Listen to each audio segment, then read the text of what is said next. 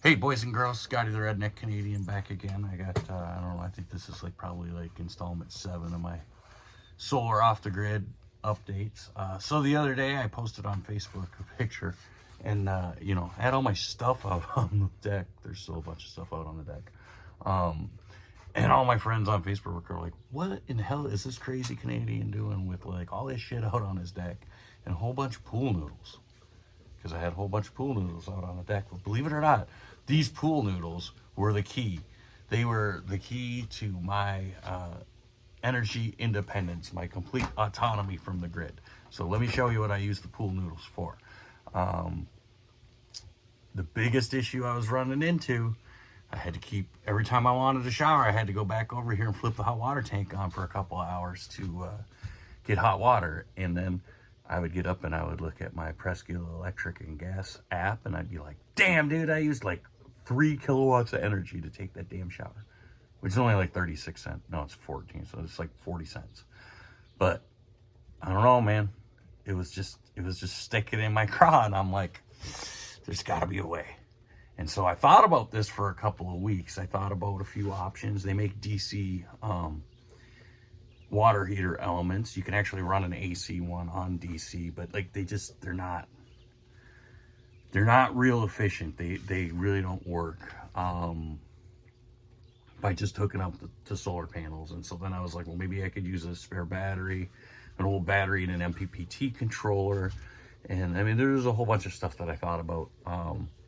And I still might do something like that because my solution here is only going to work for about 9 months out of the year. Otherwise, I'm going to smoke myself out. But anyways, but for right now, and for the whole spring, winter, fall, winter, spring, I will have super hot water for free. And this only cost me maybe $150 to put together. No, about $200 to put together. But if you think about it, 40 cents a day, and it would be more than that. If I had continuous hot water, I'm looking at $50 a month was what my bill was. Anyways, this is what I got. So about half of my expense was this 8-gallon brew pot here, okay? And what we got in here is reverse osmosis water, okay, which that's a pretty important part. I didn't want to put well water in there because there's a ton of lime I've alluded to before in this water, and I don't want it getting into my system. But that's cool because it boils off less than a gallon a day, because I had it rocking yesterday. So I can add a gallon out of my RO system, and I still got half of a 55-gallon drum from maple syrup in the back. Anyway, so here's what happens. I heat the water on here, okay? Get that to boiling, 212 degrees, because it's purified water. Then the water comes out here, goes down into here, and I use the pool noodles as insulators, okay? Unfortunately, they didn't have red, so I had to use purple and blue. So, oh, and I did notice while I was squeezing the insulation on there, which I'll show you, these are actually made in Canada. So I don't know, maybe that's why they were $1.25 instead of $1, because tariffs. Anyway, so that's a toy. Don't worry about it. You can see that. Anyway, so the hot pumps all the way here. I got my kitchen completely torn apart. This is gonna be really cool when I get it done, though. I'll make videos on me doing it. So blah blah blah, all the way here along the wall. It goes in here, and then it goes to this pump, which leaked, but I got all the leaks stopped, okay? So it goes from this pump down into that heat exchanger, okay? And then it comes out, if you can see on this end, it comes out, there you go, and up and into the blue, and then all the way back around, and it returns at the bottom over here. Okay, so I'm pumping boiling water into this heat exchanger, and then if you can see on the end here, this goes in here, and then this one at the bottom. So So this comes out as hot water, and this one goes in there as cooler water because it's at the bottom. And what happens, that heat exchanger has a pipe in between that connects this with this, and the outer jacket has fins that are wrapped around that pipe, and that facilitates the exchange of the heat from the boiling hot water to the hot water that's in this tank. Okay, and then what happens is, because that heats up and heat rises, it creates a suction at the bottom here, and so it thermocycles itself through there. Now it took, I'm talking like water straight out of the well. Oh yeah, and I cleaned up all my plumbing. Look, it all looks decent, and you know, all my stuff's in the same spots, and I can get my reverse osmosis out. So, and I got a spot here, if I make a change or two, that I can put my garbage in there so Coda doesn't get into it. Occasionally he does do that. He's not that bad about it. Female dogs seem to be a lot worse. Anyway, so yeah, from well temperature water, which is probably somewhere around 40 degrees. I got the heebie-jeebies because I just pulled a tick off the dog. Sorry. Yeah, it took like, let's see, we finished this. I probably struck the match around 3. And so by like 8:30, it was getting hot. And then by like 9:30, 9 o'clock, it's weird. Once it got hot, I think what happened was the thermal mass of everything, you know, all the pipes, and I think that thermal mass took a while for all that to get heat up and for the heat exchanging to really become efficient. But once it did, man, it started to rip.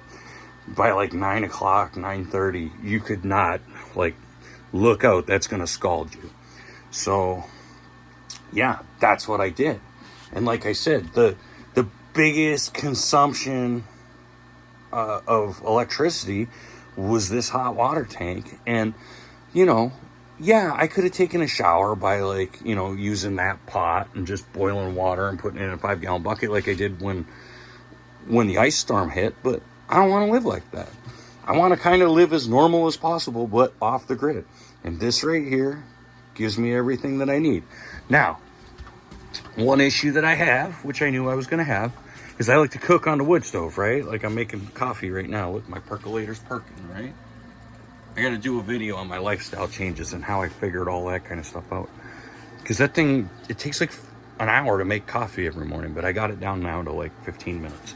Anyways, I like to cook on my wood stove. So what I'm going to do, you see how I can, like, I made this table out of oak. It's pretty cool. It's got a lightning strike in it and everything. It's a cool table. Anyway, you know, I got the compact bender and the welder. So what I'm going to do is weld up myself a little rack and affix it to the wall. And that's why these are attached with flexible. That's high temp silicone, by the way. That's not like stuff you get at Menards or Lowe's. Anyways, so I'm just going to be able to slide it on and off. And I mean, I can lift up 200 pounds probably still. So, you know, that weighs like 50 pounds, 60 pounds when it's full. I'm going to try to keep it at right around 7 gallons. Yesterday, well, you can see where I had it yesterday was right to the top, and it was popping that lid off. So I'm going to be able to slide that off to do my cooking. And yeah, man, like, there we go. Free hot water for whenever I run the wood stove. And like, yeah, it's 51 degrees outside right now, but this morning it was like 38. So I run this for a couple of hours on a couple of pieces of wood. Really important, like anything else, you really need dry wood. I put some of these nubs in there, which they look dry because they're checked, but they're really not, because I just processed that stuff last week. And it slowed it right down. So anyway, yeah, man, it's all disconnectable. I used cam locks and everything. As long as I use the RO water, I don't have to worry about lime buildup in the system. Yeah, my element's not gonna crud up and fill the bottom of my tank with a bunch of stuff, because the element's really not getting used. So, all right. Anyway, my next step is I talked to Tony, and he just got a new shipment of solar panels, and so I have calculated that I need at least 8 panels. So I'm going to go get 7 more from Tony, probably need either a bigger or a second MPPT controller or both. I got my fucking, oh, sorry, I'm not supposed to swear. I got my sights set on Marketplace on one that's not too far away for a really good price. So I think, and it's an 80 amp. So I think I might use both, because I think I might do some experimenting with a 12 volt or 48 or something with a DC element, just to get me through the summer. So yeah, that's where we're at. Oh, and I've located some batteries on Marketplace. They've been on there for a long time, so I think I might be able to get a deal from the guy on those. But then I got to go downstate and go get them, and I'm not really ready to go downstate yet. So anyway, all right, so there we go, man. Like, I got everything taken care of. My battery is down to 47%, but I mean, it's sunny out. I knew it was sunny. I'm going to quadruple my batteries, and that'll be charged back up by noon. It's like 9:30 now. So yeah, we're good. And like, I was not stingy on using the electricity yesterday or last night. So yeah. All right, next step, solar panels, batteries, another MPPT controller charger, and but right now I got to go do some firewood. I got to go deliver some firewood. I got to go help Ron's wife out with something at the store, I think. And then I got to get the sawmill going. There's something goofy with the carburetor. I might have to pull that apart. It's probably got a piece of crap in it. Because I got some big plans for this. And I need to remember when I go over to the store to borrow a hand cart from Ron, because I need to bring my range back in there, which is going to require moving my little table. But all right, till next time, keep your sticks on the ice, eh?